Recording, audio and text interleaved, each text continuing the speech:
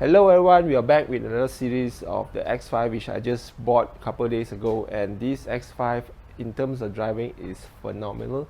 It's very comfortable, it's very quiet, and most of all I really love the car design and look. And what I encountered yesterday was I went to Pyramid and the first error message pops out, which is this one, which I'm going to show you shortly. And yes, I'm going to do a diagnostic and check what is wrong with the car. I also will send the report to the service center and hopefully they will sort out for me. So let's go and check it out.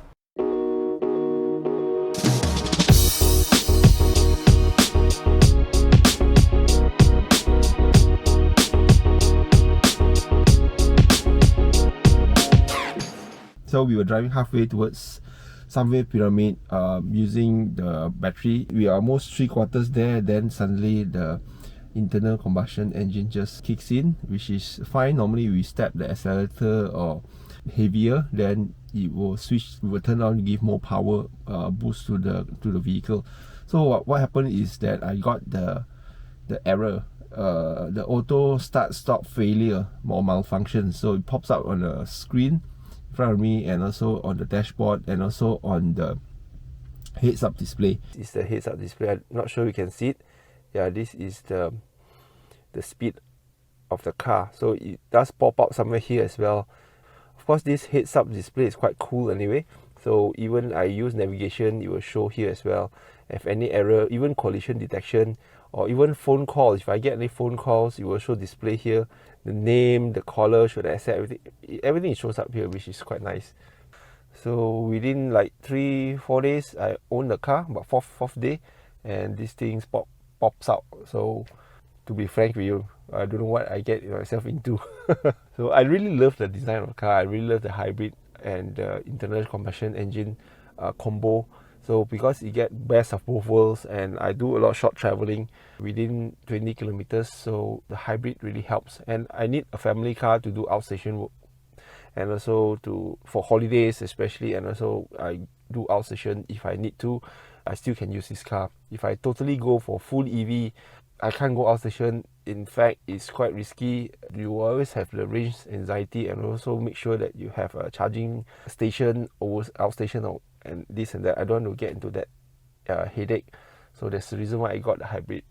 Of course, I will keep this car for the next 5 years, likely so, 4-5 years. Then maybe I'll upgrade to the newer X5, which has a longer hybrid battery range. That one I was told, in fact, what I read, and I was told it has 3 times the range of this one. So this one, on average, I'm getting about 20 kilometers of battery range, which is kind of sucks, but well, that's what I'm getting.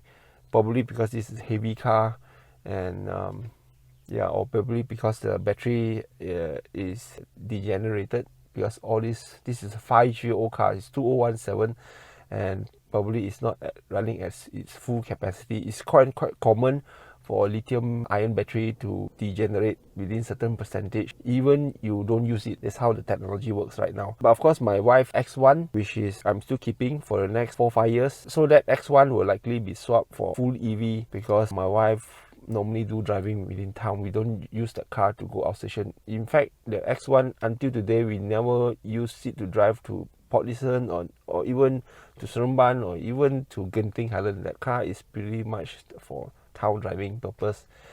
And yeah, that's the reason why I told my wife, we get the X5 first, then we keep that X1 for the next 3-4 years, then we likely will swap to the full EV. So if that's the case, come to think of it, if that's the case, then I will likely keep this X5 longer than I expected, because I don't want to pay installment for 2 cars. So one car will be on bank installment, another car will be free of any encumbrances, so that will actually be less burden financially to me. So of course, that is the wishful thinking, but who knows what is going to happen in the future. So in total, we found 33 issues. So yeah, take a look at it.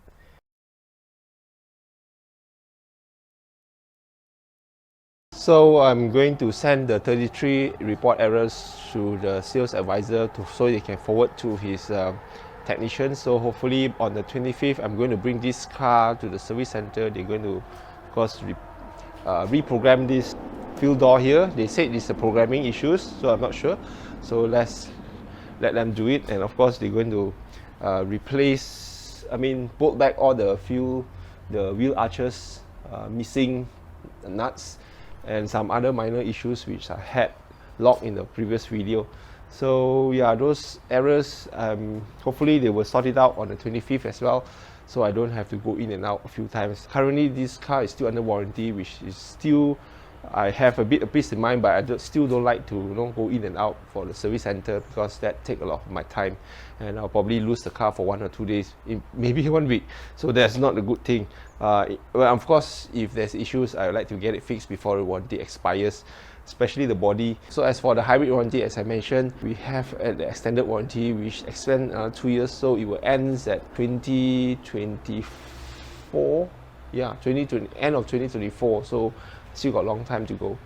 So I hope to update you on the progress of this car, and probably I will shoot some video of me driving and how I find the driving experience of this car. So in the meantime, if you're looking to buy X5, the F15, especially this version, make sure to sort it out, and especially buy one with the warranty. Even it has a warranty of 3 months to 5 months, just get those rather than get the expired warranty one. So because once you sort it out, probably you get to drive the car for the next 2-3 years without any major issues. Especially get one from Premium Selection, because they have to sort it out, because it is their company policy.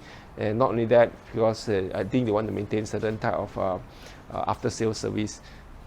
So guys, thank you guys for watching. So keep in touch. I'll see you in my next video. Cheers.